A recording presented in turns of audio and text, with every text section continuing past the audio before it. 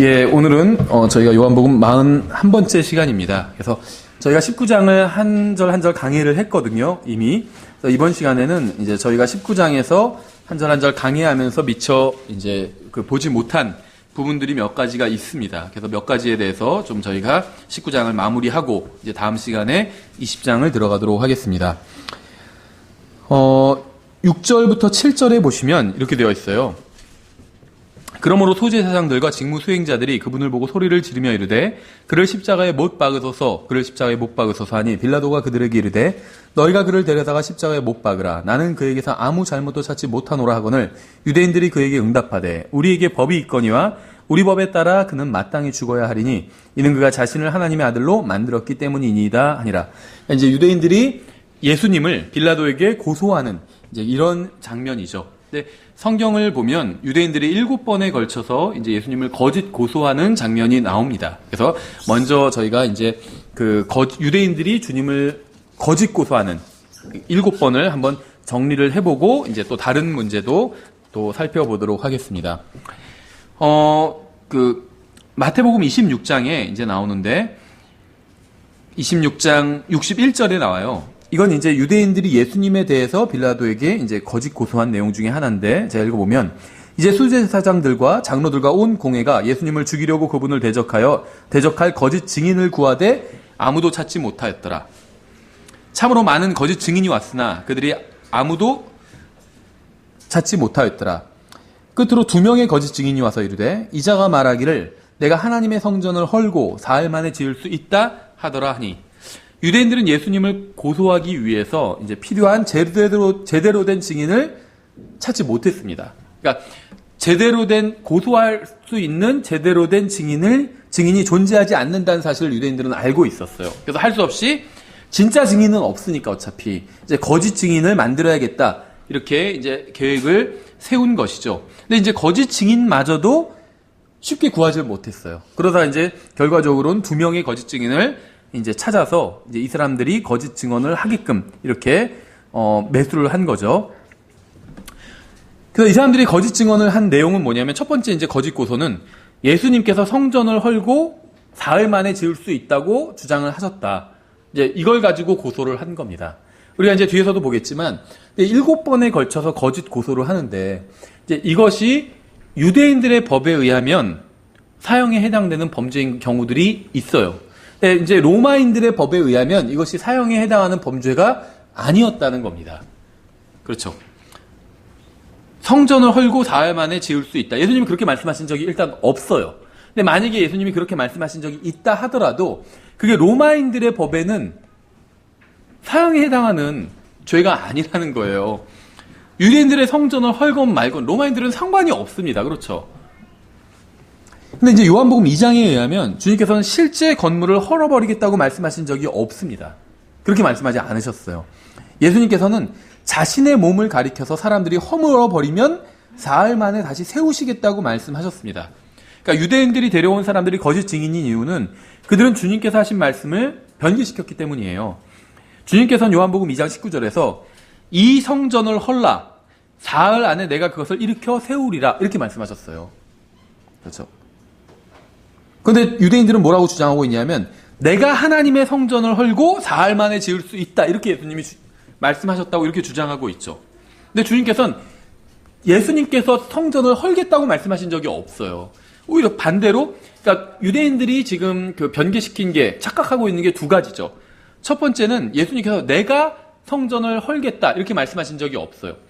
너희가 이 성전을 헐라는 거예요. 이 성전을 헐라. 그러면 내가 사흘 만에 일으켜 세우겠다, 이렇게 말씀하셨죠. 그러니까 성전을 허는 주체에 대해서 지금 오해가 있는 거죠. 예수님께서는 유대인들이 헌다는 거예요, 이 성전을. 그러니까 너희가 헐면 내가 세우겠다, 이렇게 말씀하신 것인데, 이제 유대인들은 예수님이 헐고 성전을, 그다음에 예수님이 세우시겠다고 주장했다, 이렇게 주장하고 있죠. 그 2번째 착각하고 있는 것은 이제 성전이 무엇인가에 대해서 착각하고 있는 거죠. 예수님은 자기의 몸에 관해서 말씀하고 있는데, 이제 유대인들은 실제 건물 성전에 대해서 예수님께서 그렇게 말씀하셨다, 이렇게 주장을 하고 있는 거죠. 그래서 주님께서는 자신이 성전을 헐겠다고 하신 것이 아니라 유대인들이 성전인 자신의 몸을 헐어버리면 그것을 다시 세우시겠다고 말씀하신 것입니다. 그렇죠. 이게 이제 정확한 주장이죠. 그런데 만일 주님께서 유대인들이 주장한 대로 말씀하셨다 해도 그것이 사형에 해당하는 죄는 아니라는 거예요. 왜냐하면 성전을 헐겠다고 했지 실제로 성전을 예를 들면 유대인들이 주장한 것처럼 예수님이 성전을 헐겠다고 주장을 했다 손 치더라도 예수님이 성전을 허신 건 아니잖아요. 그렇죠? 그러니까 이제 시대마다 문화마다 법은 다 달라요. 그런데 예를 들면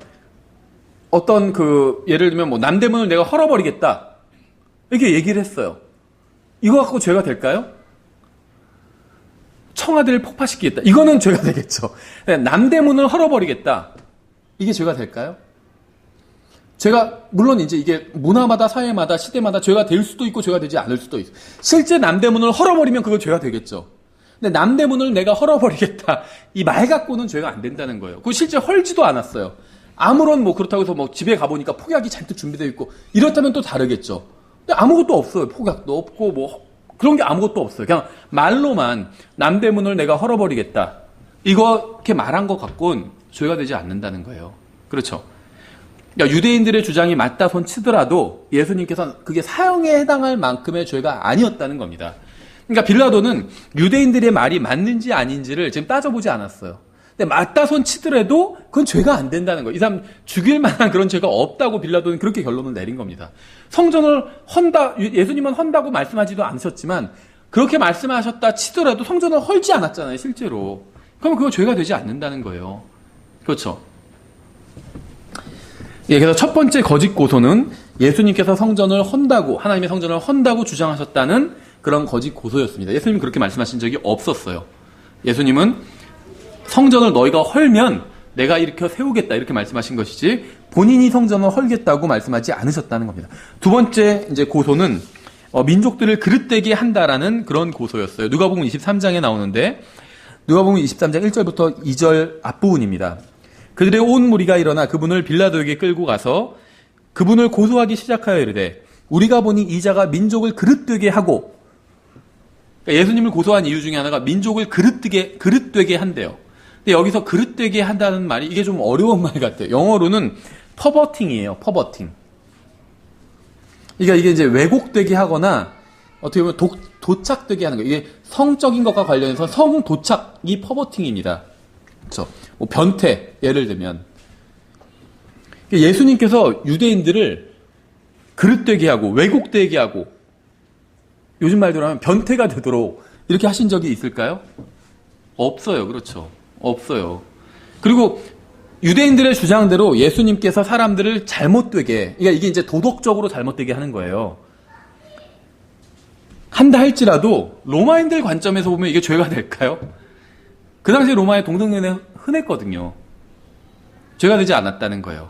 그러니까 지금 유대인들은 율법에 이제 자기들의 법에 비춰봐서 예수님께서 잘못을 행했다 해서 고소를 하고 있는데 물론 그 고소도 거짓된 고소였죠. 근데 로마인들의 관점에서 보면 그거는 사형에 해당할 만한 죄가 아니었다. 유대인들의 성전을 헐어버린다는 것도 죄가 안 됐었죠. 사형에 해당할 만한. 사람들이 변태가 되게 하는 것도 로마인들 관점에서 보면 하나도 이상한 일이 아니에요. 그렇죠. 자기들이 변태니까. 그렇게 자기들이 도덕적으로 완전히 무너져버린 상태였잖아, 로마가. 그래서 이게 별로 큰 죄가 아니었다는 거죠. 어쨌든지 간에 예수님은 유대인들을 그릇되게 하도록 그렇게 가르치신 적이 없습니다. 도덕적으로, 성적으로, 타락하게 그렇게 가르치신 적이 없어요. 내 이웃을 사랑하라 이런 식으로 가르치셨잖아요. 그렇죠. 자신에게 악을 행하는 사람에게도 선하게 대하라 이렇게 가르치셨잖아요. 원수를 사랑하라 이렇게 가르치셨잖아요. 이게 어떻게 사람을 그릇되게 하는 가르침이겠어요. 종교를 떠나서 원수를 사랑하고 용서하고 자비롭게 대하라 이런 건 사람을 그릇되게 가르치는 그러한 교리가 아닙니다. 그렇죠. 그러니까는 물론 모든 종교가 사람들을 지옥으로 보낸다는 점에 있어서는 다 같지만 이 세상에서의 삶만 놓고 본다면 모든 종교가 또 다 같지는 않아요. 대표적인 게 불교랑 이슬람교는 서로 다르죠. 이슬람교 지금 폭탄 테러 하는 사람들 다 보세요. 종교가 뭔지. 다 이슬람교예요. 우연인지는 모르겠지만 우연이 아니겠죠. 다 이슬람교예요. 왜냐하면 그 종교에서 그렇게 가르치기 때문이에요. 폭탄 테러를 한 불교도 보신 적 있어요? 없어요. 그러니까 자기 몸에 불을 질러서 그렇게 데모하는 중들은 있어도 어느 중도, 어느 불교 어느 종파에서도 폭탄 테러를 하라고 그렇게 가르치지는 않아. 폭탄 테러를 하면 극락왕생할 것이다. 이렇게 가르치지 않는다는 거죠. 모든 종교가 다 똑같지는 않죠. 그렇죠. 이생에서의 삶에서 불교는 다른 사람 용서해주고 관대하게 대하고 이런 걸 가르쳐요. 기본적으로. 자비의 종교라고 하잖아요. 일명. 다만 죽음 이후에 대해서는 답을 주지 못할 뿐이지 불교나 유교는 이 세상에서의 삶에 대해서 어느 정도 질서를 부여하고 가치를 부여해 준다는 거예요. 유교도 어른을 공경하라고 가르치잖아요. 그렇죠. 인간관계에 있어서 어떤 예법을 가르치고 이게 뭐 우리 기준으로 성경적 기준으로 좀 안 맞는 것도 있겠지만 기본적으로는 좋은 것들을 가르친다는 거예요. 그렇죠. 어른 공경하라는 게 나쁜 게 아니잖아요. 좋은 거잖아요. 해야 되는 거고. 이 세상에서의 어떤 삶에 있어서는 필요한 것들을 가르친다는 겁니다. 근데 이슬람교는 그러지 않고 있죠. 그렇죠. 그래서 마찬가지로 예수님께서 어떤 이 세상에서 어떻게 살아야 되는지에 대해서도 가르치신 것들이 있는데 원수를 사랑하고 이웃을 사랑하고 용서해주고 몇 번까지 용서해주냐 70번씩 7번 하루에 490번이라도 용서해주라는 거예요. 이게 어떻게 사람을 그릇되게 하는 거겠어요. 그렇죠. 좋은 거지. 예수님은 단 한 번도 사람을 그릇되게 하도록 가르친 적이 없습니다. 그릇된 시각으로 주님을 보니까 주님이 그릇된 것을 가르치는 분으로 보일 뿐이겠죠. 예수님께서는 그들의 주장과는 달리 백성들을 그릇되게 하신 것이 아니라 바른 길로 인도해 주셨고 그들을 고쳐주시고 먹여주셨어요. 그렇죠. 그러니까 단순히 구원의 길만 제시해 주신 것이 아니라 이 세상에서 어떻게 살아야 되는지 예도 많이 들어주잖아요. 사마리아인의 비유 같은 것도 이 세상 그거는 어떻게 하면 구원받는지에 대한 교리가 아니에요. 이 세상에서 어떻게 살아야 되는지에 대한 말씀이에요. 그렇죠. 이웃을 사랑하는데 그럼 이웃을 어떻게 사랑해야 되냐? 사마리아인 그 선한 사마리아인이 한 것처럼 그렇게 하라는 거예요. 그렇게 그냥 지나치지 말고 이웃이 쓰러져 있어요. 그것도 알고 보니까 자기랑 원수처럼 지내던 사람이에요. 근데 그냥 지나치지 말고 그 사람 도와주고 그렇게 하라는 거잖아요. 이건 그릇되게 가르친 것이 아니죠. 세 번째 거짓 고소는 카이사르에게 공세 내는 것을 금한다는 것이었습니다. 2절 누가복음 23장 2절 중간 부분 보면 그분을 고소하기 시작하여 이르되 우리가 보니 이자가 민족을 그릇되게 하고 카이사르에게 황제죠. 카이사르에게 공세 내는 것을 금하며 이것도 사실이 아니죠. 유대인들은 지금 거짓말을 하고 있습니다. 예수님께서 왜 베들레헴에서 태어나신지 아세요? 마리아와 요셉, 예수님의 양부모죠. 요셉은 마리아와 요셉이 세금을 제대로 내기 위해서였어요. 그렇죠. 세금을 내기 위한 호구조사를 하기 위해서 각자 자기 고향으로 돌아가라고 그렇게 칙령을 내렸잖아요. 그래서 베들레헴에 간 거예요. 요셉이. 그러니까 주님의 생애는 로마 정부의 세금을 내는 것에서부터 시작했다고 해도 과언이 아니잖아요. 예수님께서도 세금을 내셨습니다. 마태복음 17장 24절에도 나와요. 예수님께서 세금을 내셨어요. 실제로. 그렇죠. 또 주님께서는 세금을 내야 한다고 가르치셨습니다. 마태복음 22장에 나오죠. 17절에. 그런즉 선생님은 어떻게 생각하시나이까? 우리에게 말씀해 주소서. 카이사르에게 공세를 바치는 것이 율법에 맞나이까 맞지 않나이까? 하고는 이게 굉장히 트리키한 그런 질문이었죠. 굉장히 함정에 집어넣는 그런 질문이었어요. 예수님께서 그들의 사악함을 아시고 이르시되 너희 위선자들아 너희가 어찌하여 나를 시험하느냐. 왜냐하면 세금을 내라고 그러면 로마 정부가 유대인을 압제하는 정부잖아요. 그러니까 봐라 이렇게 로마 유대인들을 압제하는 정부에 세금 내라고 가르친다. 우리식으로 하면 일본 일제 침략기 강점기 시대에 일본 그 제국을 위해서 세금을 내라고 가르친다. 이렇게 주장할 거 아니에요. 저 사람 친일파다. 이렇게 주장하기 좋은 거죠. 세금 내지 말라고 그러면 어떻게 할까요? 당장 신고하겠죠. 일본 경찰한테. 마찬가지예요. 로마에 바로 신고하면 되겠죠. 세금 내지 말라고 그러면. 그래서 카이사르에게 공세를 바치는 것이 율법에 맞나이까 맞지 않나이까 하거늘 예수님께서 그들의 사악함을 아시고 이르시되 너희 위선자들아 너희가 어찌하여 나를 시험하느냐. 공세 돈을 내게 보이라 하시매 그들이 데나리온 하나를 그분께 가져오거늘 그분께서 그들에게 이르시되 이 형상과 그 위에 쓰인 글이 누구의 것이냐. 옛날엔 돈이 다 동전이었잖아요. 동전에는 사람의 형상이 있죠. 우리나라에 뭐 학도 있지만 그건 학에게 바쳐야 되는지 모르겠지만 사람의 형상이 있어요. 기본적으로. 그들이 그분께 이르되 카이사르의 것이니이다 하매 그때 그분께서 그들에게 이르시되 그런즉 카이사르의 것들은 카이사르에게 하나님의 것들은 하나님께 바치라 하시니 그들이 이 말씀들을 듣고 놀라며 그분을 떠나 자기들의 길로 가니라. 너무나도 정확한 말씀이죠. 어떤 사람들은 사악한 이 세상 정부에 세금을 낼 필요가 없다고 주장하기도 하지만 주님께서는 단 한 번도 그렇게 가르치신 적이 없습니다. 세금 내라고 하셨어요. 이게 그 기독교에서도 좀 문제가 되는 그런 경우가 있습니다. 굉장히 저는 개인적으로 존경하는 분이에요. 지금은 돌아가셨지만 그 프란시스 쉐퍼라는 분이 있습니다. 이 사람이 철학자인데 기독교 철학자고 굉장히 그 철학에 대해서 그리스도인들이 어떻게 바라봐야 되는지에 대해서 좋은 책들을 많이 쓰셨습니다. 뭐 그러면 우리는 어떻게 살 것이라든지 뭐 그런 굉장히 어떤 성경적인 관점에서 이 세상 철학을 평가한 그런 책이고 굉장히 훌륭한 책들이에요. 기독교 변증학에 능한 분이었고, 근데 이분이 한 이야기 중에 어떤 이야기가 있냐면 일종의 이제 시민 불복종에 관해서 이제 이야기를 하신 것이 있습니다. 근데 이제 저는 이분이 세금에 대해서도 이야기했는지는 모르겠지만 그 시민 불복종이라는 게 이제 여러 가지 수단이 있는데 그 중에 하나가 이제 이 세금과 관련된 것들도 있어요. 그래서 실명을 얘기해도 되는지 모르겠지만 켄트 호비드라고 굉장히 유명한 이제 변증론자가 있습니다. 그러니까 그래서 이 웬만한 진화론자들은 다 이분과 토론을 하다가 다 나가 떨어졌어요. 그래서 이 사람이 켄트 호비드가 토론을 하자 그러면 이제 잘 몰랐던 사람, 미국에서는 이 토론 문화가 있잖아요. 공개 토론 문화가. 그래서 이 사람은 이제 창조론 지지자고 진화론자들 교수들한테 메일을 보내요. 편지 보내서 토론하자 제안해요. 그럼 잘 몰랐던 사람은 덥석 그 제안을 물고 나왔다가 이제 개망신을 당하고 들어갑니다. 공개 토론에서. 이 켄트 호비드는 이 분야에 있어서 이게 창조론, 진화론 토론에 있어서는 아주 능숙한 사람이에요. 그래서 토론을 굉장히 잘하는데 이 킹제임스 성경도 믿어요. 근데 이 사람은 이제 갭시올이나 이런 건 믿지 않고 굉장히 크게 공격을 하는 사람입니다.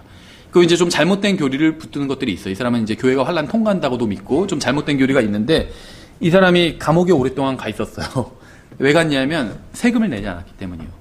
근데 왜 세금을 내지 않았냐면 세금을 내면 어디에 쓰이죠? 여러 가지 정부 사업에 쓰이죠. 근데 이제 교육에도 쓰이잖아요. 교육세 같은 거 교육에 쓰이잖아요. 그럼 학교에서는 진화론을 가르칠까요? 창조론 가르칠까요? 진화론만 가르치죠.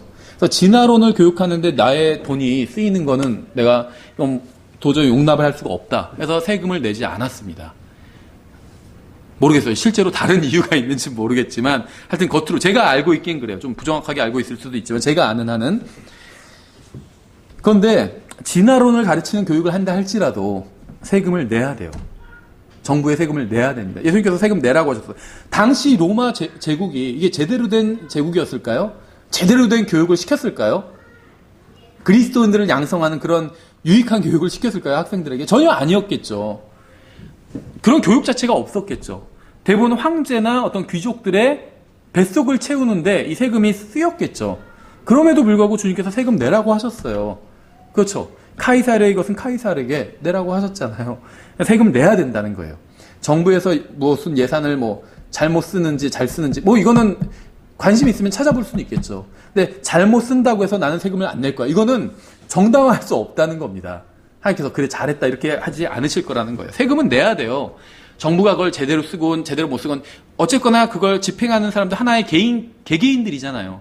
그 사람들이 하나님의 심판을 받을 거예요. 나중에 구원받지 않았다면 큰 인왕제 심판석에서, 구원받았다면 또 그리스도의 심판석에서 어떤 잘못한 일에 있어서는 책망을 듣겠죠.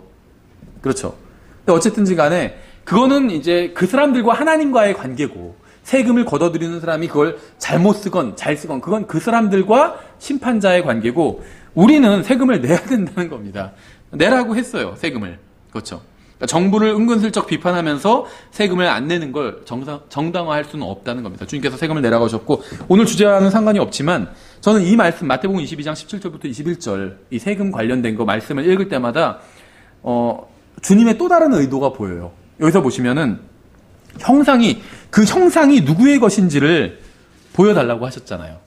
동전을 보여주니까 카이사르의 형상이 있었죠. 그래서 뭐라고 말씀하시죠? 카이사르의 것은 카이사르의. 만약에 이게 세금과 관련된 말씀만 담고 있었다면 카이사르의 것이 기록됐으니까 카이사르에게 바쳐라 이렇게 하고 끝났을 겁니다. 근데 그렇게 끝나지 않고 카이사르의 것은 카이사르에게, 하나님의 것들은 하나님께 바치라 이렇게 말씀하고 있어요. 그러니까 하나님의 것이 무엇일까요? 카이사르의 것이 무엇인지를 보면 알 수 있죠. 카이사르의 형상이 새겨진 건 카이사르의 것이에요. 그럼 하나님의 것은 뭐죠? 하나님의 형상이 새겨진 건 하나님의 것이에요. 구원받은 우리들, 하나님의 것이죠. 사실 구원받지 않은 사람도 하나님의 형상대로 창조된 창조된 겁니다. 하나님의 형상이 일그러져서 그렇지. 어쨌든 간에 하나님의 형상대로 창조된 사람들이고, 구원받은 사람들은 하나님의 형상이 회복된 사람들이죠. 우리는 그러면 누구에게 바쳐야 되죠? 하나님께 바쳐야 되는 거예요. 거꾸로 하고 있죠. 마귀에게 바치고 세상 사람은 다른 사람에게 바치고 카이사르에게 바치고 그러고 있어요. 하나님의 것들을. 교통정리가 잘 안 되고 있는 거예요. 그래놓고 카이사르의 것은 또 안 바치고 있고 카이사르에게. 그렇죠. 그러니까 카이사르의 것은 카이사르에게 바치고 하나님의 것은 하나님께 바쳐야 됩니다. 예, 그래서 세 번째 거짓 고소는 세금 내지 말라고 예수님께서 가르쳤다. 이것이었죠. 근데 예수님께서는 그렇게 말씀하신 적이 없어요. 세금을 본인도 내셨고 또 물고기를 잡아서 그 안에 동전이 있으니까 그걸 세금 내라. 심지어 제자의 세금까지 같이 내주셨어요. 얼마나, 이건 모범 무슨 납세인상 같은 거 받아야 돼요. 본인 세금만 낸 게 아니라 제자 세금까지 같이 내주셨잖아요. 그러니까 세금을 본인도 실제로 내셨고 또 내라고 가르치셨습니다. 그러니까 예수님의, 이게 놀라운 거예요. 예수님의 삶과 가르침이 일치했어요. 그렇죠. 정말 복된 거 아닌가요? 우리도 그랬으면 좋겠어요. 저희가 가르치잖아요. 성경. 저의 가르침과 삶이 일치한다면 얼마나 좋을까요? 가장 좋은 건 가르침보다 삶이 능가하는 거겠죠. 그래서 어떤 그 목사님이 돌아가셨는데 그 묘비명에 그렇게 써 있었다고 그래요. 이분의 가르침은 좋았고 삶은 더 좋았다. 이렇게 써 있다고 합니다. 최고의 묘비명이겠죠. 그렇죠. 가르치기만 뭐 잘했다. 뭐 그것도 괜찮겠지만 가르치기만 잘했다 이러면 별로겠죠. 예, 그래서 어쨌든 이간에 세 번째 거짓 고소는 카이사르에게 세금 내지 말라고 예수님께서 말씀하셨다, 가르치셨다, 이런 거짓 고소였습니다. 네 번째 거짓 고소는 스스로 곧 그리스도 곧 왕이라고 주장한다는 것이었습니다. 누가복음 23장 계속해서 2절 뒷부분 보면 스스로 그리스도 왕이라 하더이다 하매 빌라도가 그분께 물어 이르되 내가 유대인들의 왕이냐 하니 그분께서 그에게 대답하여 이르시되 내가 그렇게 말하는도다 하시니라. 요게 내가 그렇게 말하는도다, 이게 영어로는 관용구가 돼버렸어요. 그래서 그거 정말 맞아? 이게 누군가 물어보면 네가 그렇게 말하는도다. 영어로 그렇게 표현합니다. 맞다는 거예요. 그 말은. 네가 그렇게 말하는도다. 그런데 이게 누가복음 23장 3절만 놓고 보면 조금 이상해요. 빌라도가 그분께 물어 이르되 네가 유대인들의 왕이냐 하니 그분께서 그에게 대답하여 이르시되 내가 그렇게 말하는도다 하시니라. 좀 약간 대화가 어색한 것 같죠. 근데 이게 2절까지 봐야 이해가 돼요. 그렇죠. 문맥을 보면 왜 주님께서 빌라도에게 내가 그렇게 말하는도다라고 하셨는지 알 수 있습니다. 유대인들은 주님께서 스스로 자신이 왕이라고 한다고 주장했지만 그러한 주장은 주로 다른 사람들이 예수님에 대해서 한 말이었어요. 그렇죠. 물론 예수님께서도 본인이 그리스도라고 하신 점이 있죠. 그런데 예수님만 그렇게 말씀하신 것이 아니라 다른 사람들이 주로 그렇게 말했어요. 예수님이 그리스도라고. 내가 그 그리스도를 만났다. 이렇게 얘기하고 있잖아요. 그렇죠. 그러니까 스스로만 주장하신 것은 아니라는 거죠. 다른 사람들도 그런 주장을 했고 지금 이 순간에도 빌라도도 그렇게 물으면서 그렇게 얘기하고 있잖아요. 네가 그리스도 곧 유대인들의 왕이냐? 이렇게 빌라도도 묻고 있잖아요. 그러니까 예수님께서는 본인이 말씀하지 않고 네가 그렇게 말했다 이렇게 얘기하고 계신 거죠. 네가 그렇게 말했다고. 그렇죠. 중요한 점은 만일 주님이 스스로 자신이 그리스도 곧 왕이라고 주장했다고 해서 그것이 로마법에서 사형에 해당하는 죄인가 한다는 이걸 따져볼 필요가 있는 거죠. 로마 정부가 사악한 정부였지만 어떤 공산주의 정부만큼 사악하지는 않았습니다. 그러니까 로마 정부는 누군가 그러한 주장을 한다고 해서 그 사람을 죽이지는 않았기 때문이에요. 자기가 왕이다 이렇게 주장한다고 해서 그 사람 바로 사형시키지 않았다는 겁니다. 그렇죠. 자신이 왕이라고 주장한다고 해서 사형에 처하는 것은 로마법이 아니었습니다. 예, 그래서 이것도 이제 거짓 고소였어요. 다섯 번째 거짓 고소는 이제 예수님이 백성을 선동한다는 것이었습니다. 계속해서 그 5절에 보시면 그들이 더욱 사나워져서 계속 거짓 고소를 하는데 이게 안 먹히고 있죠. 그러니까 이제 감정 싸움이 돼버린 거예요. 그들이 더욱 사나워져서 그가 온 유대인 거주지에서 두루 가르치고 갈릴리에서부터 시작하여 이곳까지 와서 백성을 선동하나이다 하니 유대인들은 예수님이 백성을 선동했다고 주장하지만 무엇을 가르치고 선동했는지 구체적인 내용은 제시하지 못했습니다. 이거는 정말 잘못된 이 주장이에요. 왜냐하면 어디서나 주장하는 쪽에서 이제 입증해야 되거든요. 근데 누가 선동했다 이거는 올바른 고소가 될 수가 없어요. 그건 이거나 똑같아요. 이 사람은 나쁜 짓을 했습니다. 이렇게 고소하는 거나 똑같아요. 그럼 무슨 나쁜 짓을 했는지를 적시하고 적어내고 그다음에 입증해야 돼요. 증거를 첨부한다든지 증인을 부른다든지. 근데 그냥 이 사람이 선동했습니다. 이렇게. 그러니까 선동이란 건 나쁜 거죠. 근데 뭘 선동했는지가 중요해요. 그냥 선동했다고 하면 죄가 특정되지 않잖아요. 죄를 특정해야 돼요. 얘는 나쁜 놈입니다. 처벌해 주세요. 그러니까 그럼 무슨 나쁜 짓을 했는데 그러니까 그냥 나쁜 놈이에요. 이렇게 주장하는 거나 똑같아요.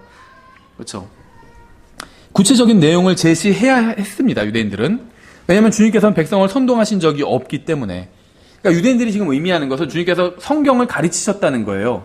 근데 주님께서 회당에서 성경을 가르치신 것은 로마 법과는 아무런 관련이 없는 것이었고, 또 자신들도 매주 토요일마다 회당에서 똑같은 일을 했어요. 성경 가르쳤어요. 엉터리로 가르쳐서 문제였지.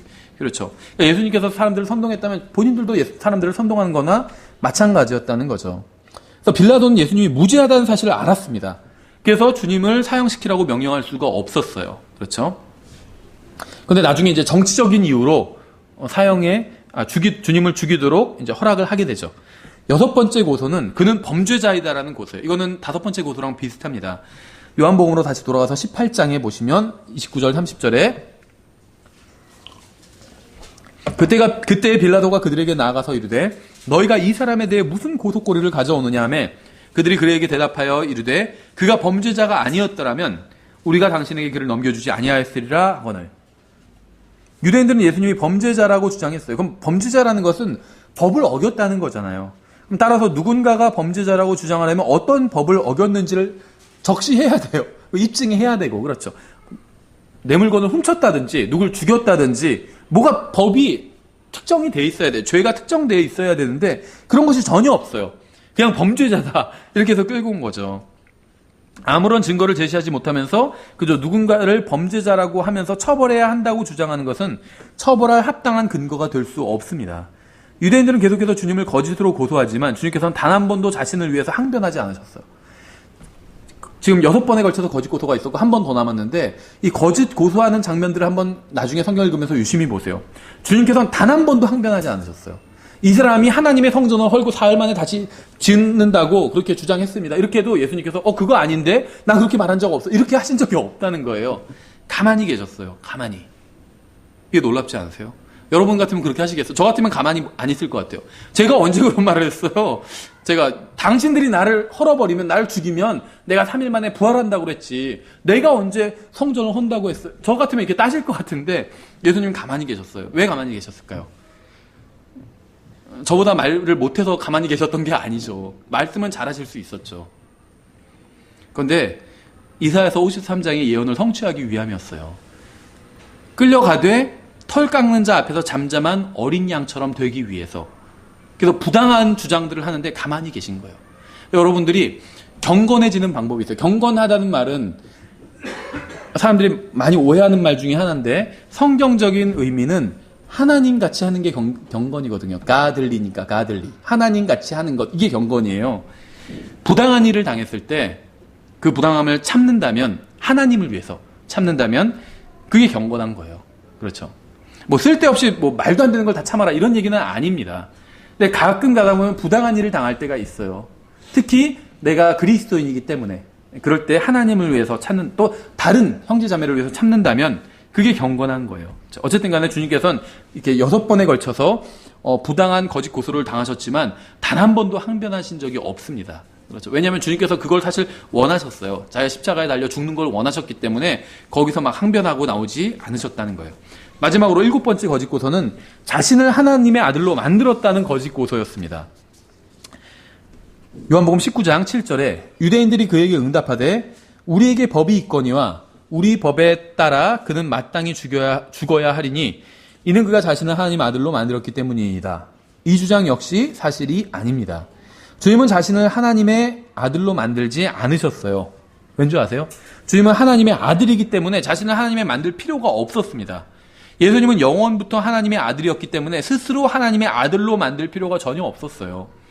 처음에 말씀이 계셨고 말씀이 하나님과 함께 계셨으며 말씀이 하나님이셨더라 이렇게 성경 말씀하고 있고 하늘에 증언하는 세 분이 계시니 곧 아버지와 말씀과 성령님이시니라. 이 또한 이 세 분은 하나이시니라 이렇게 말씀하고 있죠. 또 나와 내 아버지는 하나이니라 이렇게 말씀하고 있잖아요. 예수님은 자기를 하나님의 아들로 만들 필요가 없었어요. 원래 하나님의 아들이었어요. 그렇죠? 유대인들이 여기서 보면 참 희한한 표현이 나오는데 우리에게 법이 있거냐. 여기서 말하는 법이 뭘까요? 율법이겠죠, 당연히. 그래서 우리 법에 따라, 다시 말하면 율법에 따라 예수님을 죽여야 된다. 이런 주장을 하고 있죠. 율법에 뭐라고 돼 있죠? 레위기 24장 16절에 이렇게 돼 있어요. 주의 이름을 모독하는 자는 반드시 죽일지니. 그러니까 뭐냐면 자기가 하나님도 아니라면서 하나님이라고 주장하면 그건 주님의 이름을 모독하는 거죠. 온 회중이 반드시 돌로 그를 칠지니라. 타국인이든지 그 땅에서 태어난 자든지 주의 이름을 모독하면 그를 죽일지니라. 이렇게 말씀하고 있어요. 그러니까 겉으로는 유대인들이 대단히 무슨 하나님의 율법을 존중하는 것 같지만, 그렇죠. 우리 법에 따라 그는 마땅히 죽어야 된다. 이런 주장을 하면서 율법을 존중하는 것 같지만 사실은 율법을 전혀 존중하지 않았습니다. 성경 뭐라고 말씀하고 있죠? 주님의 이름을 모독하면, 예수님이 만약에 하나님이 아닌데 자기가 하나님이라고 주장한다면 그건 주님의 이름을 모독하는 거잖아요. 그래서 유대인들이 그 이유로 예수님을 죽이려고 했고, 그러면 뭐라고 하냐면 주님의 이름을 모독하는 사람을 보면 죽이려고 해라 이렇게 말씀하고 있지 않아요. 죽이라고 말씀하고 있어요. 죽일지니 반드시 죽이래요. 근데 지금 유대인들을 죽이지 않고 있잖아요. 빌라도에 가서 죽여주십시오 이러고 있죠. 성경 어디에서 하나님의 이름을 모독하는 사람을 이방인 왕 앞에로 끌고 가서 죽이라고 탄원을 해라, 고소를 해라 이런 말씀이 어디 있어요. 죽이라고 했어요. 근데 본인들은 하나님의 말씀대로 지금 하지도 않고 있는 거죠. 하나님의 말씀대로 하지도 않으면서 이 사람이 하나님의 말씀대로 하지 않는다고 지금 그렇게 고소하고 있는 거예요. 온 회중이 반드시 돌로 그를 칠지니라 이렇게 말씀하고 있잖아요. 유대인들이 정말 하나님의 우리에게 법이 있거니와 우리 법에 따라 이 정도로 하나님의 그 율법을 존중한다면 빌라도 볼 것도 없이 돌로 쳐 죽여야 돼요, 예수님을. 그렇죠. 정말로 그랬던 사람이 있죠. 사도행전 7장에서. 사실 유대인들에겐 어떤 자치 권한은 있었지만 어떤 사람을 사형을 시키는 그런 사법 권한은 없었어요. 그렇죠? 사형에 처하는 그런 권한은 없었어요. 어느 정도의 사법권을 부여받고 있었지만 사람을 죽이는, 사형에 처하는 그런 권한은 없었다는 거예요. 그런데 사도행전 7장에서는 죽여버리잖아요, 그냥. 여기선 그렇게 하고 있지 않다는 거죠. 어떻게 보면 사도행전 7장에 나온 유대인들이 더 하나님의 법을 일단 의식했고 존중했다고는 볼 수 있죠. 잘못 존중해서 문제였지 존중하고는 있었다는 거죠. 이 사람들은 지금 하나님의 법을 존중하지도 않는 거예요. 정말 하나님의 법을 존중한다면 왜 그걸 빌라도에게 물어봐요? 이방인이 무슨 상관이라고. 자기들이 예수님을 돌로 쳐 죽이면 되는 거지. 그렇게 하지는 않으면서, 그렇게 하면 범죄자가 되잖아요. 그러니까 그렇게 하지는 않으면서 빌라도가 예수님을 죽이게끔 이렇게 유도하고 있는 거죠. 만일 예수님이 하나님이 아니라면 신성 모독자가 됩니다. 자신을 하나님의 아들이라고 주장하기 때문에 만일 주님이 하나님의 아들이 아니라면 온 회중은 주님을 돌로 쳐서 죽여야 돼요. 하지만 유대인들은 그렇게 하지 않았죠. 그래놓고는 이제 와서 주님을 십자가에 못 박아달라고 빌라도에게 요구하고 있어요. 이건 말이 되지 않는다는 거죠. 성경에서는 신성 모독자는 돌로 쳐 죽이라고 그랬지 십자가에 못 박아 죽이라고 말씀하고 있지 않다는 거죠. 그러니까 자기들의 유리한 대로 하나님의 말씀을 막 뜯어 고치면서 하나님의 법을 굉장히 막 존중하는 것처럼 그렇게 주장하고 있는 것이죠. 유대인들은 자신들에게 법이 있다고 주장하지만 실제로는 그 법이 무엇이라고 하는지 전혀 상관하지 않고 있는 겁니다. 유대인들은 7가지 이유를 들어서 주님을 고소했지만 로마법에 의하면 그들이 주장하는 그 어느 것도 사람을 사형시킬 만한 것은 없었습니다.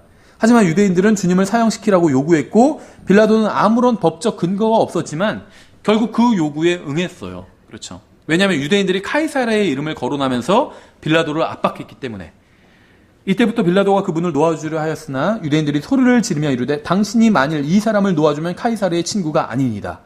우리가 가만 안 있겠다는 거죠. 이 사람이 스스로 왕이라고 주장하는데 당신이 그걸 묵과하면 우리 카이사르에게 일러 바치겠다. 지금 이렇게 협박하고 있는 거예요.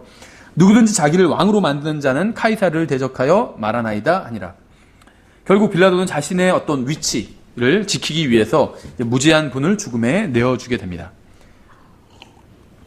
예, 그래서 예수님을 고소하는 7가지 유대인들의 고소를 한번 살펴봤고, 이번에는 한번 예수님께서 이제 5번에 걸쳐서 음료를 제공받으시는 게 성경에 나옵니다. 한번 이거를 찾아보도록 하겠습니다. 요한복음 19장 28절에 이 일 뒤에 예수님께서 이제 모든 일이 이루어진 줄 아시고 성경 기록을 성취하시려고 이르시되 내가 목마르다 하시니 이제 거기에 식초가 가득히 담긴 그릇이 놓여 있으므로 그들이 해면을 식초에 적신 뒤에 우슬초에 달아 그분의 입에 대니라. 그러므로 예수님께서 식초를 받으신 뒤에 이르시되 다 이루었다 하시고 머리를 숙이신 뒤 숨을 거두시니라. 십자가 관련해서 주님께서는 5번의 음료를 제공받으셨습니다. 그렇죠?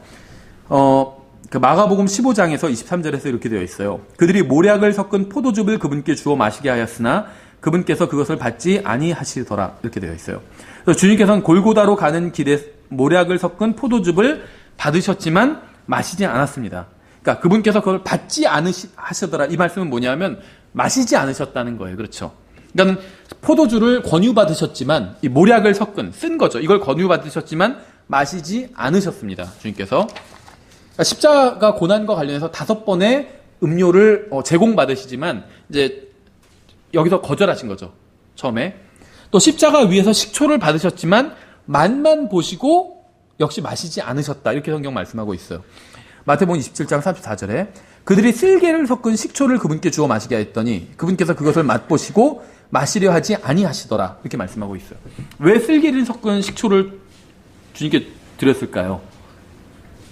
어떤 분들은 이게 고통을 덜어주기 위해서다 이렇게 하는데 저는 개인적으로 전혀 그렇지는 않은 것 같아요. 생각해보세요. 이 사람들 예수님을 조롱하는 사람들이에요. 십자가 아래에서 지금 쓸개를 섞은 식초를 예수님의 제자들 마리아가 준 게 아니죠. 다른 사람들이 줬어요. 근데 다른 사람은 어떤 사람들이에요? 구경꾼들, 십자가에 못 박으라고 외치는 사람들, 예수님의 옷을 제비뽑던 군인들, 이런 사람들이 예수님의 고통을 덜어주기 위해서 쓸개를 섞은 식초를 줬을까요? 그거 아니에요. 조롱하기 위해서 준 거예요. 조롱하기 위해서. 그렇죠. 예수님께서 지금 뭐라고 말씀하셨어요? 목마르다고 하셨잖아요. 여러분들 목마를 때 식초와 물이 있으면 뭘 드세요? 당연히 식초를 마시죠. 아니, 물을 마시죠, 당연히. 식초를 마시면 어떻게 되죠? 갈증이 해소되지 않겠죠. 더 목마르게 돼요. 그렇죠. 물을 마셔야 돼요. 예수님께서는 지금 우리를 대신해서 목마름을 체험하고 계신 곳. 어디가 목마른 장소인지 아시죠? 영원히 목마른 곳. 물 한 방울을 구하는 곳. 지옥이잖아요.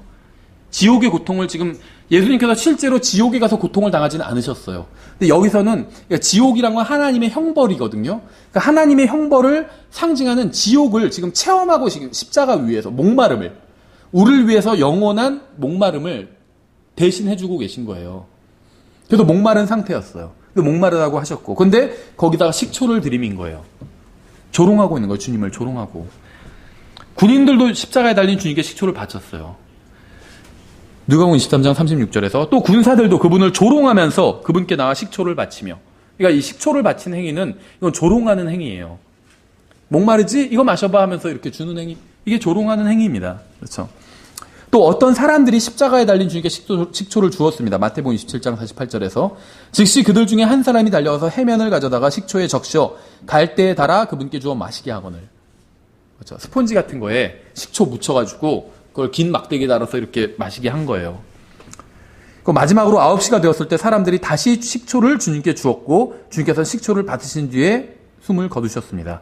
그러므로 예수님께서 식초를 받으신 뒤에 이르시되 다 이루었다 하시고 머리를 숙이신 뒤 숨을 거두시니라. 5번에 걸쳐서 음료를 제공받으셨는데 식초였어요. 다 식초. 그러니까 참 징하죠. 한 번만 한 것이 아니라 막 5번에 걸쳐서 주님 조롱한 거예요. 우리를 대신해서 조롱을 받으셨고 목마름을 우리를 대신해서 겪으신 겁니다. 요한복음 2장을 보면 주님의 공생애는 물을 포도주로 만드는 것서부터 시작이 되었습니다. 그렇죠. 4장에서는 사마리아 여자와 대화도 이 물을 달라는 것에서부터 시작이 되었습니다. 십자가 위에서도 주님은 목마르다고 하셨어요. 시편 중에도 주님의 십자가에 대한 예언을 담고 있는 것들이 많이 있는데 이제 시편 69편은 주님의 십자가와 관련해서 신약성경에서 7번이나 인용이 되었습니다. 시편 69편 3절 4절에 이렇게 되어 있어요. 내가 부르짖음으로 피곤하고 내 목이 마르며 나의 하나님을 기다리는 동안 내 눈이 쇠하나이다. 까닭없이 나를 미워하는 자들이 내 머리털보다 더 많으니. 까닭없이 예수님을 미워했어요. 이게 지금 메시아 시편이거든요. 시편 69편은. 사람들이 까닭없이 예수님을 미워했대요. 고소한 걸 보면 알 수 있죠. 정당한 고소가 하나도 없어요. 다 거짓 고소예요. 근데 정당한 이유 없이 예수님을 죽이려고 한 거예요. 까닭없이 예수님을 미워한 겁니다. 그렇죠? 까닭없이 나를 미워하는 자들이 내 머리털보다 더 많으며 부당하게 나의 원수가 되어 나를 멸하라는 자들이 강함으로 이제 내가 빼앗지 아니한 것도 되돌려 주었나이다. 그렇죠. 8절 9절에 또 주님의 십자가에 대한 예언이 나와요. 내가 내 형제들에게는 낯선 자가 되었고 내 어머니의 자녀들에게는 외인이 되었사오니 주의 집에 대한 열심이 나를 삼켰고 주를 모욕하는 자들의 모욕이 나를 덮쳤나이다. 또 20절에 이것도 이제 계속해서 자신의 몸으로 우리의 죄를 짊어지시는 예수님의 십자가에 관한 예언이죠. 모욕이 내 마음을 상하게 하여 내가 근심이 가득함으로 내가 불쌍히 여길 자를 찾았으나 아무도 없었고 위로할 자를 찾았으나 아무도 찾지 못하였나이다. 그들이 또한 쓸개즙을 나의 먹을 것으로 주며 내가 목마를 때 내게 식초를 주어 마시게 하였나이다. 이것도 십자가에 달린 예수님에 대한 예언이죠. 그래서 이 예언의 성취로 5번이나 사람들이 예수님께 식초를 제공했습니다. 그렇죠? 또 예수님께서 우리를 위해서 십자가에 달리셨어요. 우리를 위해서 달리셨다는 건 다른 말로 하면 뭐냐면 우리를 대신해서 십자가에 달리셨다는 겁니다. 주님께서 십자가에 달리셨을 때 어둠이 임했죠. 어둠. 왜 어둠이 임했는 줄 아세요? 여러 가지 이유가 있지만 하나님의 형벌을 상징해 십자가가. 우리가 받을 하나님의 형벌은 뭐죠? 지옥이었어요. 그렇죠? 또 불호수였고, 불호수는 어떤 곳이죠? 바깥 흑암이라고 말씀하고 있잖아요. 흑암. 어둠이에요. 그래서 주님께서는 우리를 대신해서 어둠 가운데 던져지신 거예요. 주님께서는 발가 벗겨진 채 십자가에 달리셨죠. 모든 것을 벌거벗은 것처럼 꿰뚫어 보시는 분 앞에서 우리를 대신해서 징계를 당하신 겁니다. 그렇죠. 우리는 하나님 앞에서 벌거 벗겨진 것과 같은 존재. 우리의 모든 걸 꿰뚫어 보시기 때문에. 그런데 그걸 주님께서 대신해 주셨다는 거예요. 아담은 동산에서 죄를 짓고 자신이 벌거벗었다는 사실을 알고 부끄러워해서 숨었죠. 근데 가만히 생각해 보세요. 아담이 벌거벗고 있었나요? 타락하고 나서, 선악과를 먹고 나서 벌거벗지 않았어요. 그렇죠? 잎사귀로 옷을 만들어 입었잖아요. 그런데 자기가 벌거벗은 게 부끄러워서 숨었어요. 하나님께서 오셨을 땐. 아담이 알고 있었던 거. 이걸로 가려봐야, 잎사귀로 가려봐야, 하나님 앞에서는 벌거벗은 것과 마찬가지구나. 그래서 하나님께서는 가죽 옷을 만들어 입혀주신 것이었죠. 주님은 우리의 부끄러움을 대신 당하시려고 벌거벗은 채 십자가에 달리셨습니다. 십자가에 벌거벗은 채 달리셨어요. 그 십자가 무슨 영화나 그림에 보면 주님께서 천조가리 두르고 계시지만 그건 그냥 그 그림에서 민망해서 그렇게 표현한 것이고 벌거벗겨진 채 십자가에 달리신 거예요. 그렇죠? 성경에 의하면 구원받지 못한 모든 사람들은 영적으로 벌거벗었습니다. 계시록 그 3장에서도 나오죠. 라오디게아 사람들의 교회에 주님께서 말씀하실 때 너희가 벌거벗고 있다고 말씀하고 있잖아요. 또 눈이 멀었다고 말씀하고 있죠. 안약을 사서 바르고 또 옷을 사서 입으라고 말씀하고 있죠. 우리는 다 주님으로부터 옷을 사서 입었어요. 그렇죠. 주님의 옷을. 예수님께서 우리를 대신해서 벌거벗으신 거예요. 구원받지 못한 모든 사람들은 물 한 방울을 간구하게 되지만 결코 얻을 수 없는 고통의 장소에서 영혼을 보내게 됩니다. 지옥에서. 지옥에 간 부자가 물 한 방울을 간구했잖아요. 근데 얻을 수 없었죠. 우리를 대신해서 십자가 위에서 목마름을 예수님께서 호소하셨지만 물 한 방울 얻지 못하셨어요. 식초만 제공받았잖아요. 그렇죠. 목마르다고 했으면 물을 줘야 되는데 이게 우리를 대신해서 그렇게 해주신 거라는 거예요. 주님께서는 십자가 위에서 나의 하나님이여 어찌하여 나를 버리셨나이까 라고 하셨습니다. 지옥은 하나님께 버림받는 곳이에요. 영원히. 우리를 대신해서 십자가에서 예수님께서는 버림을 받으신 겁니다. 그렇죠? 예수님께서 십자가 위에서 당하신 모든 일은 우리를 다 대신해서 당하신 거예요. 만약 주님께서 당하지 않으셨다면 우리가 당해야 하는 일이었습니다. 저는 예수님께서 십자가 위에서 모진 고통을 당하셨다는 것이 정말 가슴 아프지만 다른 한편으로는 너무 다행스럽고 또 감사하기도 합니다. 예수님께서 안 당하셨다면 고스란히 제가 영원히 당해야 될 그 일이었어요. 예수님께서 당해주셨다는 거예요. 그래서 감사할 수 있는 거죠. 예, 이번에는 그 기록된 말씀 중에 예수님께서 인간의 몸을 입고 처음과 마지막으로 하신 말씀에 대해서 한번 살펴보도록 하겠습니다. 이 사복음서는 아시는 대로 이 시간순, 연대순으로 기록되지 않았습니다. 누가복음 2장에는 예수님께서 인간의 몸으로 오시고 나서 하신 말씀 중 처음으로 기록된 말씀이 나와요. 그러니까 예수님께서 성육신 하셨잖아요. 인간의 몸을 입고 오셨잖아요. 그래서 여러 가지 말씀을 하셨겠죠. 그런데 예수님께서 하신 첫 말씀이 예수님께서 12살 때 하신 말씀이 성경에는 처음으로 기록됐던 거예요. 11살 때도 10살 때도 말씀하셨겠죠. 당연히. 아무 말도 안 하신 게 아니겠죠. 하셨을 겁니다. 그런데 그런 말씀은 성경에 기록되지 않았습니다. 12살 때 하신 말씀이 성경에 처음으로 기록되어 있어요. 그렇죠? 누가복음 2장 49절에 이렇게 되어 있어요. 그분께서 그들에게 이르시되 어찌하여 나를 찾으셨나이까? 내가 반드시 내 아버지의 일을 해야 함을 알지 못하셨나이까? 하시니라. 예수님께서 인간의 몸으로 오신 후 가장 먼저 기록된 예수님의 말씀은 예수님께서 인간의 몸으로 오신 후에 하신 말씀 중에 가장 먼저 기록된 것은 내가 반드시 내 아버지의 일을 하여야 함을 알지 못하셨나이까? 라는 말씀이었어요. 그렇죠. 주님께서 인간의 몸을 입고 돌아가시기 전에 마지막으로 하신 말씀이 무엇인지 아세요?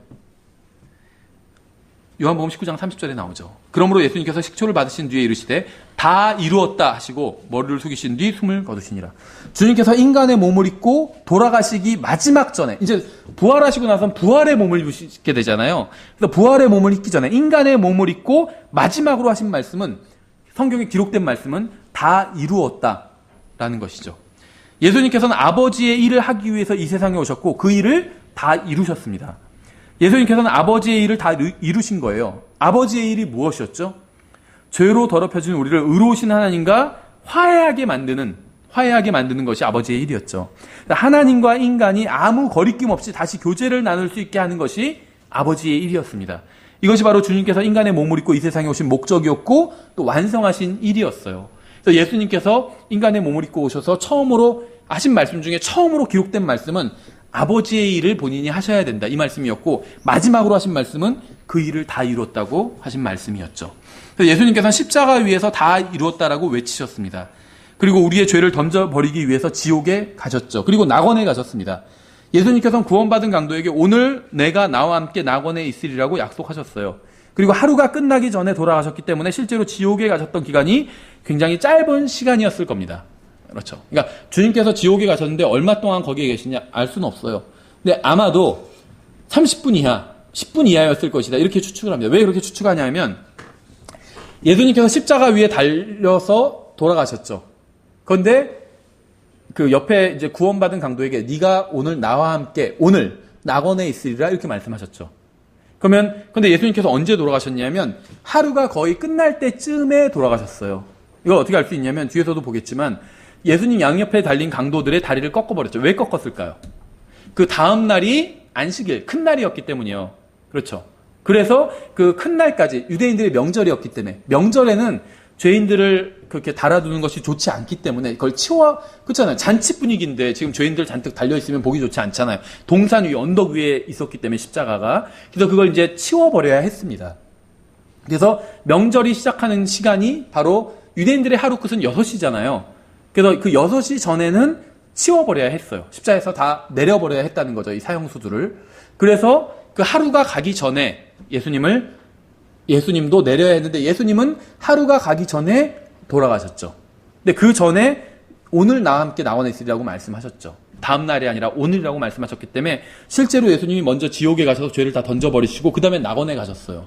그렇기 때문에 하루가 거의 끝난 시점에 예수님께서 돌아가셨기 때문에 지옥에 먼저 바로 가시고 거기서 죄를 다 던져버리시고 바로 낙원에 가셔서 이 구원받은 강도를 만나셨겠죠. 그래서 아마도 지옥에 계시던 시간이 극도로 짧았을 거예요. 10분, 5분 정도 단정 지을 수는 없지만 그렇게 아마 짧았을 겁니다. 그렇죠? 예수님께서는 우리의 구원을 위해서 필요한 모든 것을 십자가 위에서 다 이루셨습니다. 온 세상 모든 사람이 구원받기 위해 필요한 행위를 주님께서 조금도 남겨놓지 않으시고 십자가 위에서 다 이루신 것입니다. 따라서 누구도 구원받기 위해서 주님께서 하신 일에 덧붙일 수도 없고 그럴 필요도 없죠. 주님께서 다 이루었다, 이렇게 말씀하셨기 때문에. 그러니까 이게 신약 성도들만 예수님을 믿고 은혜로 구원받는다, 이렇게 주장할 수가 없어요. 예수님께서는 모든 사람들의 모든 죄값을 십자가 위에서 다 치르신 거예요. 그래서 다 이루었다고 말씀하신 겁니다. 그렇죠? 신약 성도들만 해당되는 것이 아니라 구약 성도들도 해당된다는 것이죠. 모든 사람의 죄값은 십자가에서 다 치러졌습니다. 주님의 대속을 받아들인 사람의 죄에 대해서는 그 누구도 묻지 않을 겁니다. 왠지 아세요? 죄값이 다 치러졌기 때문에. 만약 주님께서 지금 공중으로 오신다면 우리는 들림받아 공중으로 올라갈 것이고 구원받은 모든 사람들이 그리스도의 심판석 앞에 이제 서게 될 겁니다. 하지만 감사하게도 그 자리는 죄를 묻는 자리가 아니에요. 이게 저는 아까도 말씀드렸지만 너무 감사하더라고요. 왜냐하면 구원받고 나서도 죄를 많이 졌거든요. 근데 이거를 제가 지은 죄를 따지지 않겠다는 거예요. 왠지 아세요? 예수님이 대속해 주셨기 때문에.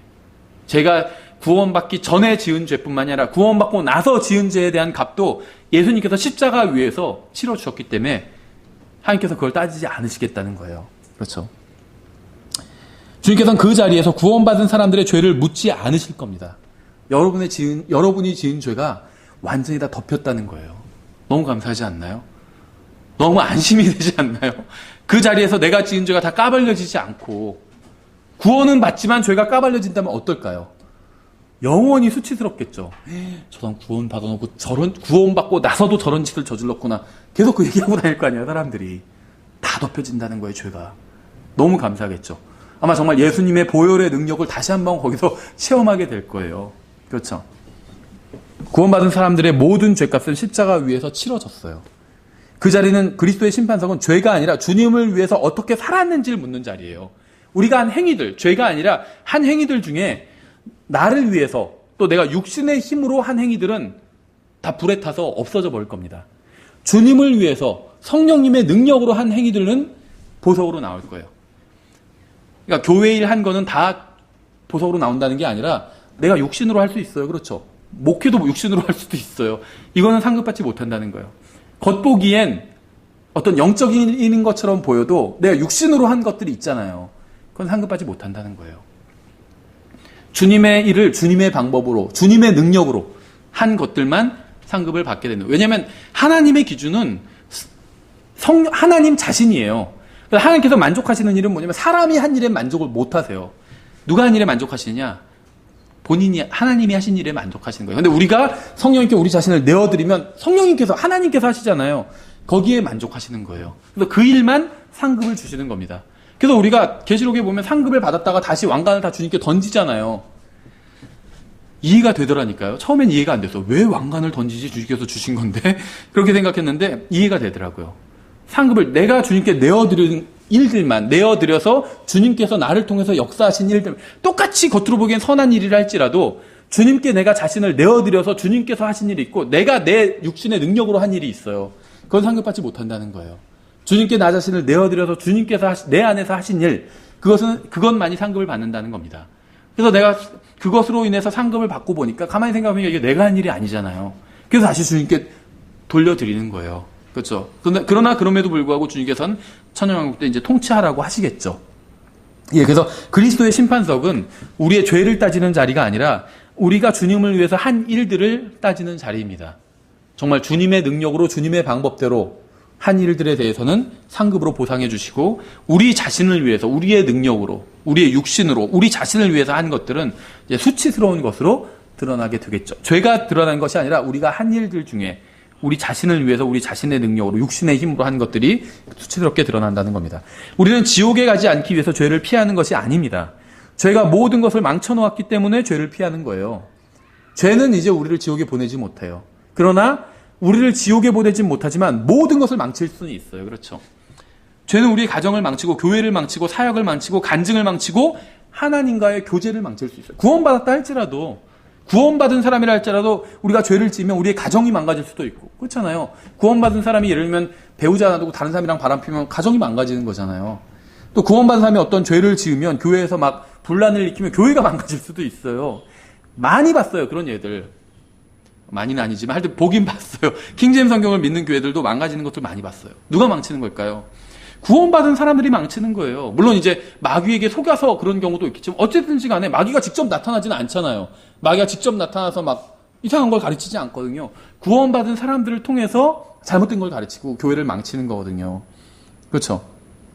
사역도 망치고 간증도 망치고 가장 중요한 건 하나님과의 교제를 망쳐버리는 경우가 많죠. 우리가 죄를 지으면. 죄는 구원받은 사람을 지옥에 보내지는 못하지만 가정과 교회와 사역과 간증과 교제를 하나님과의 교제를 망칠 수는 있습니다. 또 하나님의 마음을 아프게 할 수 있어요. 그래서 죄를 피해야 되는 거예요. 죄를 지으면 지옥에 가기 때문에 우리가 죄를 피하는 것이 아니라 하나님의 마음을 아프게 하는 거기 때문에 죄를 피하는 겁니다. 우리가 예수님께서 십자가 위에서 아픔을 당하셨잖아요. 고통을. 우리 때문에. 그것만으로도 족한데 마음을 또 아프게 하는 거예요.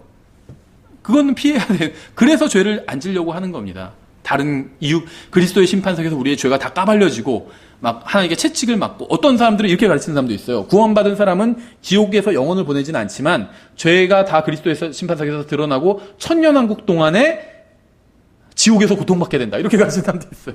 절대 그렇지 않아요. 고통 안 당해요. 우리는. 그러나 하나님의 마음을 아프게 해요.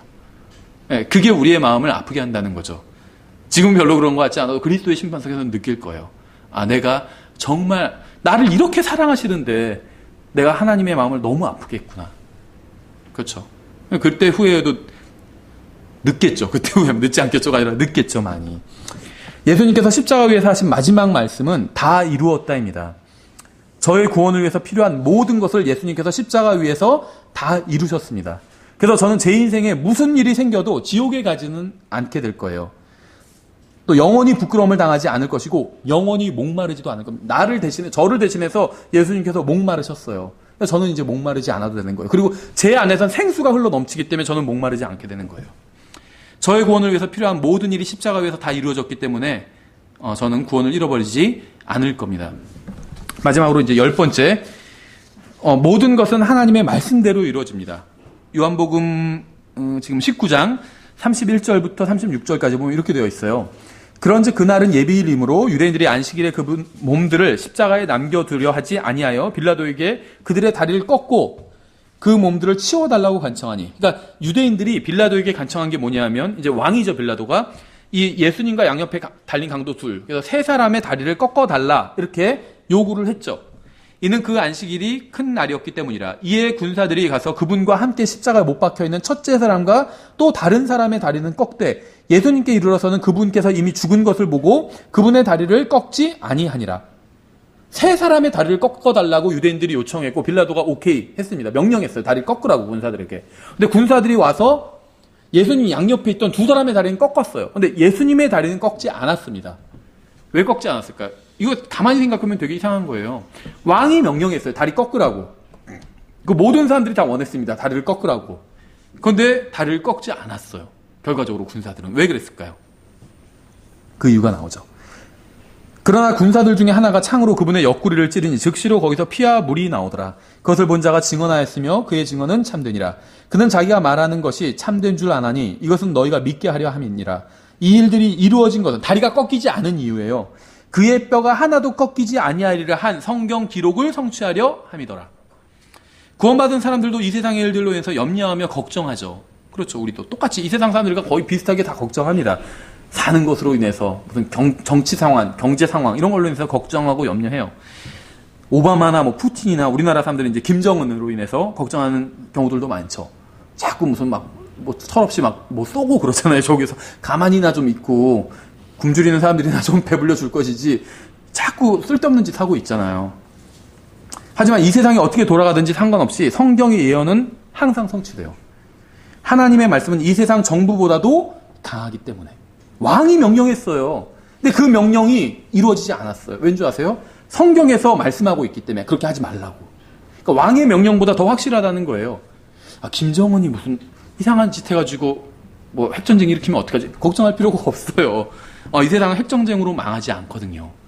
이 세상은 예수님께서 망하게 해주실 거예요. 핵전쟁으로 망하지 않아요. 예수님의 말씀으로 사라져버릴 거예요. 예.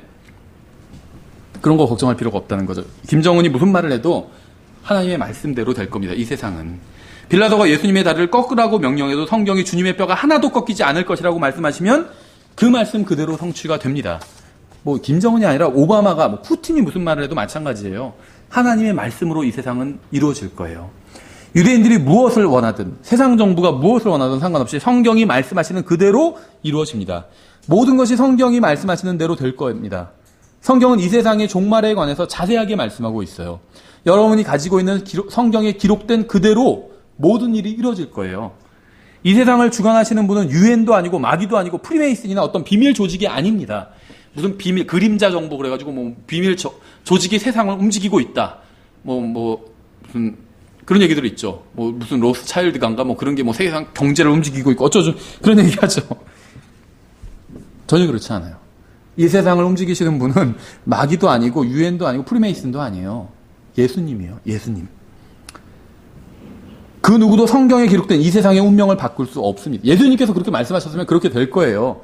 빌라도와 유대인들은 예수님의 다리가 꺾이기를 원했지만 성경의 예언을 막을 수 없기 때문에 주님의 다리는 꺾이지 않았습니다.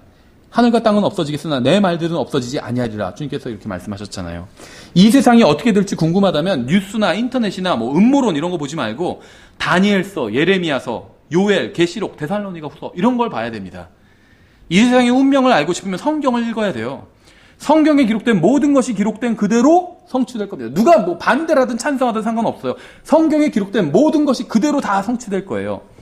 주님께서 말씀하신 것은 그것이 무엇이든 간에 그대로 문자 그대로 이루어질 겁니다. 예수님께서는 전에도 온 세상을 통치하셨고 지금도 통치하고 계세요. 우리가 염려할 필요가 없다는 거예요. 모든 것, 나의 주변에서 일어나는, 내 주변에서 일어나는 모든 상황도 주님께서 주관하고 계신 것이고, 온 세상에서 일어나는, 한국에서 일어나는, 북한에서 일어나는 모든 상황도 다 주님께서 주관하고 계신 거예요. 걱정할 필요가 전혀 없다는 거예요. 그래서 우리는 아무것도 염려하거나 두려워할 필요가 전혀 없습니다. 누가 대통령이 되든, 누가 무슨 짓을 하든, 누가 로켓을 쏘든 전혀 염려할 필요가 없어요. 세상은 주님께서 성경에 미리 말씀하신 그대로 이루어질 겁니다. 그대로 성취될 거예요. 그 예언이. 그래서 예수님께서 이렇게 말씀하셨죠. 너희 마음에 근심하지 말라. 하나님을 믿고 또한 나를 믿으라. 근심하지 마세요. 여러분 주위에서 일어나는 일들로 인해서 근심하지 마세요. 지금 요즘 너무 안 좋은 일들만 일어나는데 어떡하지? 근심하지 마세요. 그냥 예수님을 믿으세요. 모든 것, 여러분의 모든 상황, 우리나라의 모든 상황, 전 세계의 모든 상황을 주관하고 계신 분은 예수님이에요. 그분은 여러분을 너무 사랑하고 계세요. 근심할 게 하나도 없다는 거예요. 그렇죠. 모든 것이 성경에 기록된 그대로 이루어질 겁니다. 그래서 주님의 말씀이 여러분의 마음에 위로가 되었으면 좋겠어요. 그렇죠. 예, 그래서 저희가 요한복음 19장에서 좀 빠뜨린 몇 가지를 정리해봤고, 다음 시간에 20장 이제 본문 강해를 나가도록 하겠습니다. 예, 저희가 이제 지금 두 번째 줄에서 이제 전체 기도 제목을 몇 가지 나누고 맞추려고 합니다. 일단 찬양을